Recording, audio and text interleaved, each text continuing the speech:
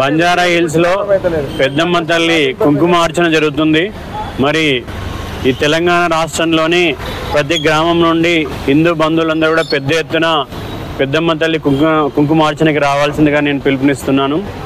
ఇంకొక విషయం ఏంటంటే, ఈ తెలంగాణలో కాంగ్రెస్ ప్రభుత్వం వచ్చినాక రేవంత్ రెడ్డి గారి ఆధ్వర్యంలో వరుసగా హిందువుల గుళ్ళు కూర్చోబడుతున్నాయి.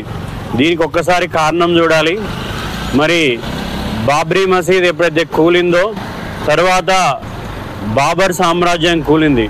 నెహ్రూ ఫ్యామిలీ ఆధ్వర్యంలో నడుస్తున్న బాబర్ సామ్రాజ్యం ఒక్కసారి కూల్చాక మరి దేశం మొత్తం మీద కాంగ్రెస్ వర్గాలంతా కూడా తీవ్రమైన ఫ్రస్ట్రేషన్లో ఉన్నాయి.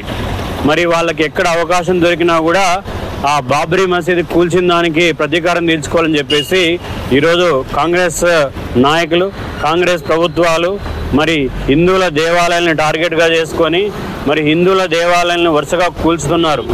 మరి దీనికి కారణాలు ఎవరినో పిచ్చోని పట్టుకొని వాడు కూల్చాడని చెప్పేసి, లేకపోతే మున్సిపల్ కమిషనర్ కూల్చాడని చెప్పేసి ఇలాంటి సాకులు చెప్తున్నారు. మరి హిందూ సమాజం అంతా కూడా తెలుసుకోవాలి.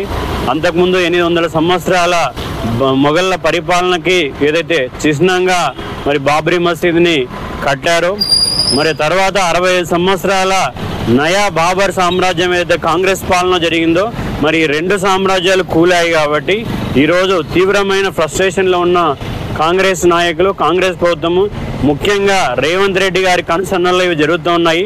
మరి రేవంత్ రెడ్డి గారికి మేము హెచ్చరిస్తున్నాము, మీరు ముఖ్యమంత్రి అయ్యాక ఏవైతే వరుసగా ఈ గుళ్ళు కూల్చబడుతున్నాయో దీనికి ఖచ్చితంగా మీరు మూల్యం చెల్లించుకుంటారు.